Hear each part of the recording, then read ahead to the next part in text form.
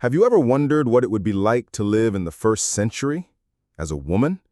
Imagine walking the same dusty roads of Galilee, hearing stories of miracles and prophecies, but knowing that your voice, your opinion, your freedom barely existed in the eyes of society. What did it really mean to be a woman in Jesus' time? Was it a silent existence? Marginal? Or was there much more behind the veil of traditions and rules of the time? In this video, we'll delve into an ancient but profoundly revealing reality, where the role of women was rigidly defined, yet surprisingly challenged by someone who changed the course of history. But be careful. What you're about to discover may challenge everything you thought you knew about the biblical world and about the value of women in the Christian faith. Try to imagine a society where almost everything, from inheritance to the right to public speech, revolved around men, where being born female was, for many, synonymous with invisibility. In ancient first-century Jewish culture, this was the predominant scenario, not out of explicit malice, but because of a deeply ingrained cultural structure, where rules were passed down as almost sacred laws. From an early age, girls were educated not to dream of great deeds or autonomy, but to obey, serve, and prepare for marriage. They were raised in the shadow of their father, then in the shadow of their husband, rarely with room to be seen as full individuals. Women lived largely confined to the domestic environment. Their identity was shaped by what they did for others, caring for the home, the children, and maintaining the family name. Their existence was intertwined with silence and discretion. Speaking in public, expressing opinions in front of men, often seen as inappropriate or even scandalous. And even among religious leaders, the view was not much different. Famous rabbis of the time even said that teaching Torah to a daughter was the same as teaching her to perdition. This statement may seem harsh to our modern ears, but it helps illustrate how limited women's access to formal knowledge of the law was. Wisdom was passed down from father to son, rarely from father to daughter. Women were considered ritually impure during certain periods of the month, which reinforced their exclusion from certain religious spaces. In some interpretations of the law, their presence could even invalidate a public prayer if only men were present. The tradition was clear. They were to occupy the background. But here's the intriguing point. Although all this seems to reduce women to a position of invisibility, they were at the same time a fundamental pillar of the family and cultural structure. It was they who shaped the character of their children, who kept tradition alive within the home, who taught prayers, festivals, and customs. Their influence was silent, but deeply rooted. Interestingly, biblical texts, even within this culture, preserve stories of strong and decisive women: Deborah, Ruth, Esther. The people knew, even if unconsciously, that women carried power, but it was a silent, veiled power, carefully controlled by social norms that prevented it from flourishing freely in public. And it is precisely in this context that Jesus' arrival becomes so provocative, because he didn't just notice these women. He listened to them. But we'll discover that in the next chapters of this journey. When it came to faith and spirituality, the scenario didn't change much. Women in Jesus' time were almost always spectators, not full participants in the religious world. They could pray, yes. They could fulfill the basic commandments, of course. But their presence in sacred spaces was limited, monitored, and often reduced to an invisible formality. In the temple in Jerusalem, for example, the holiest place in Judaism, there was an area called the women's court. It was the furthest place from the Holy of Holies that women could reach. They couldn't go beyond it. They couldn't offer sacrifices directly. They couldn't even stand next to men during rituals. There was a symbolic and literal separation. She was there, but not really there. And it wasn't just in the temple. In the village synagogues, where the people's religious life took place on a daily basis, women rarely had a leading role. It was common for them to be physically separated from the men, in distinct sections. What's more, Torah readings and discourses were always conducted by men. Women couldn't teach, they couldn't lead prayer, and often they weren't even counted in the quorum required for a religious gathering to be valid. Furthermore, there was a silent burden she carried every month, the laws of purity. During her menstrual cycle, a woman was considered unclean according to Levitical tradition. This wasn't just symbolic, it had practical implications. During this period, she couldn't touch certain sacred objects, couldn't have marital relations, and, depending on the religious persuasion, couldn't even touch other people, as if by nature she was a risk to holiness. This affected her self-esteem.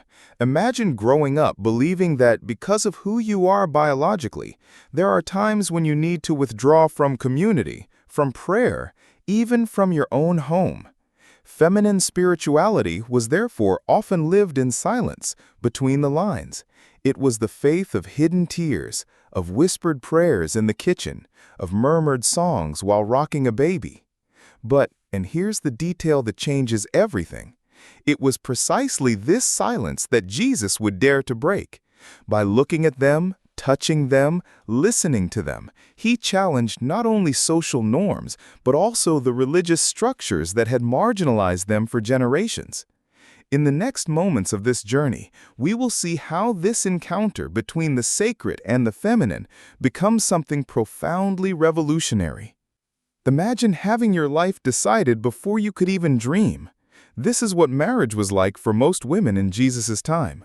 They didn't choose whom they would marry. That was a parental decision, negotiated based on honor, tradition, and family alliances. Often, a girl was betrothed while still a child, and marriage occurred around the age of 12 or 13. Yes, it was at this time that childhood ended and the responsibility of being a wife and soon a mother began. In that world, a woman's value was deeply tied to her role within the home. Being a good wife, a mother to children, especially sons, was the ultimate ideal. Her identity was constructed not from her dreams or talents, but from her role. She was the one who took care of the house, prepared the food, raised the children, and obeyed her husband. Romantic love, as we imagine it today, was extremely rare in this arrangement. There was respect, sometimes affection, but all within the bounds of duty. And what about decision-making power within the family? It was minimal. The woman could not dispose of property, could not testify in court, with rare exceptions, and was rarely able to divorce. The man, on the other hand, could repudiate her for simple reasons, such as no longer pleasing to the eye or for domestic errors. All he had to do was hand her a bill of divorce. It was a profoundly unequal system where the risk of abandonment was real and almost always unpunished. Inside the home, however, the woman was the silent heart of the family. She was the one who raised the children, who taught them their first words of prayer, who kept the memory of their ancestors alive.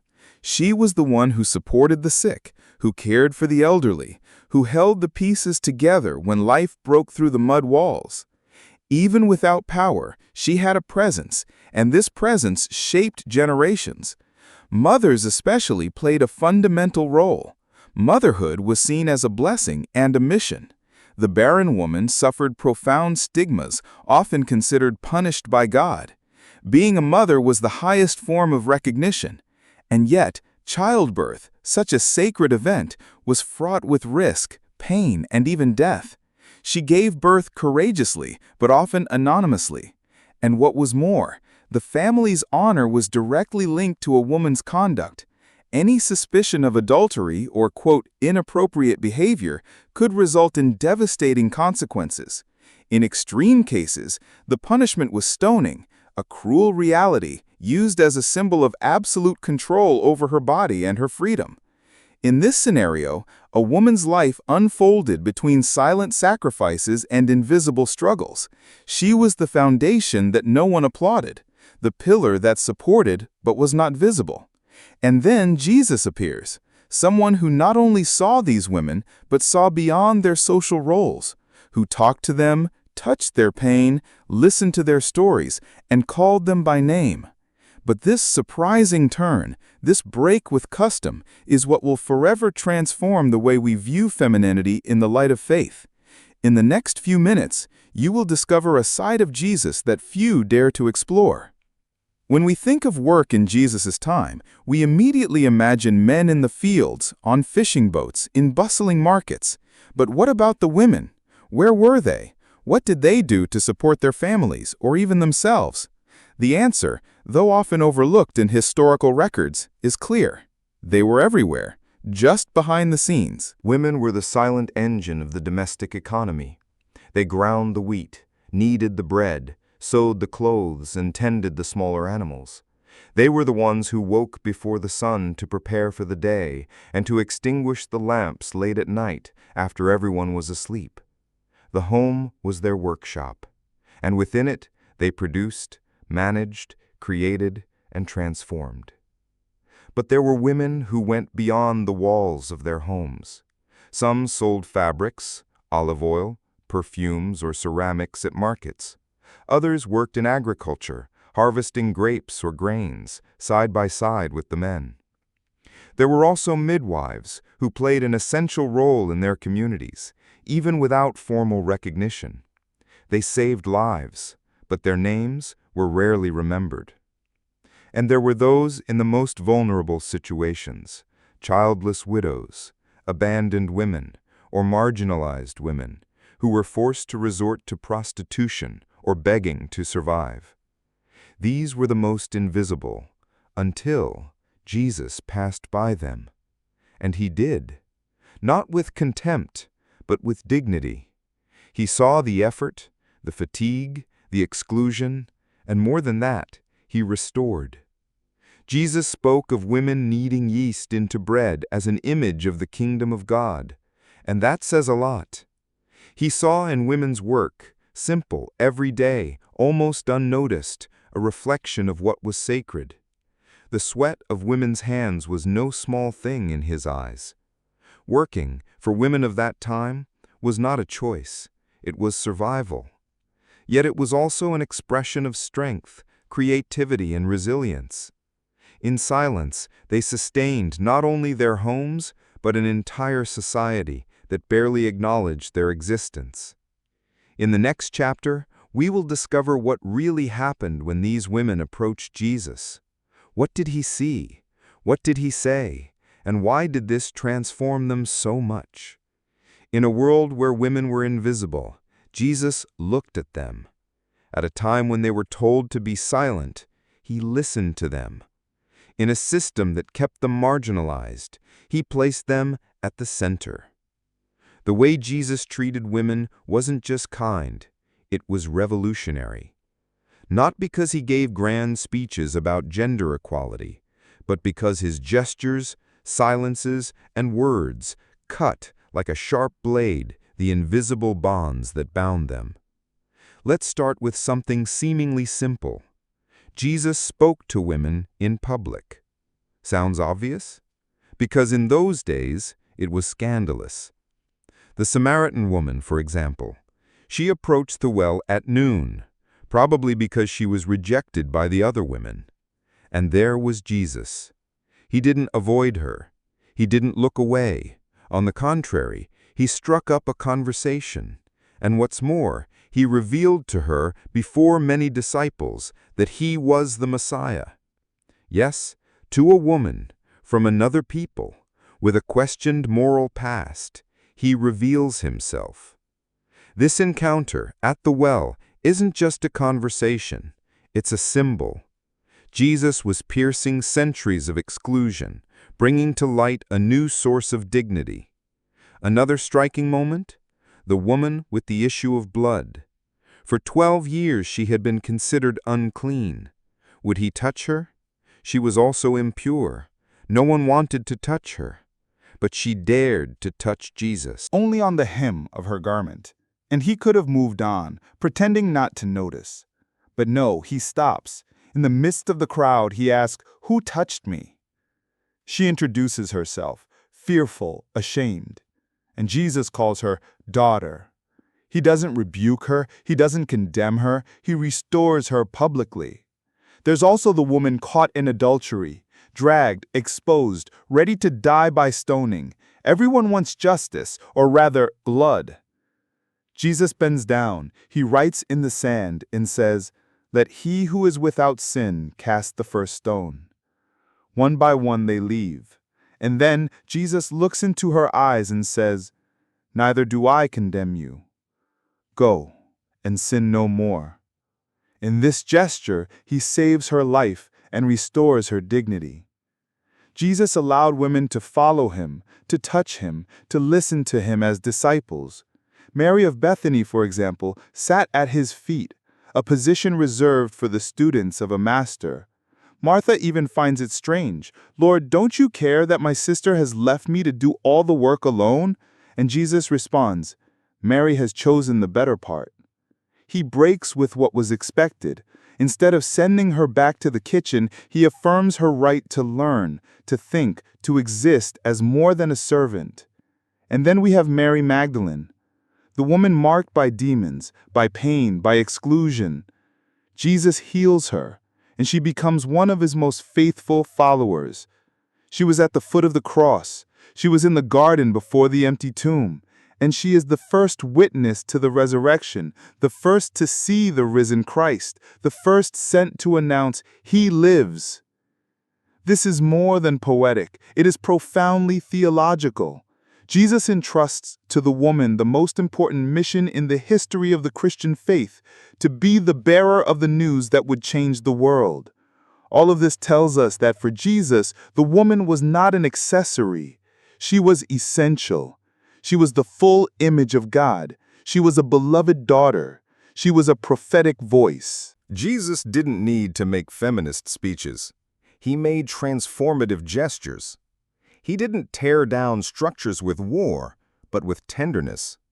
Every touch, every word, every silence of his was a rupture with what the world said a woman could be. And most beautiful of all, he did this naturally, without needing to prove anything. Because for him, dignity wasn't concession, it was recognition. Jesus' vision of women wasn't just advanced for his time.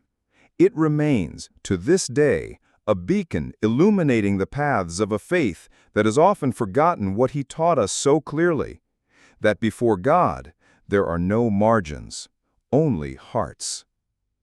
If the lives of women in Jesus' time were made of silence and shadows, something extraordinary began to happen after his resurrection.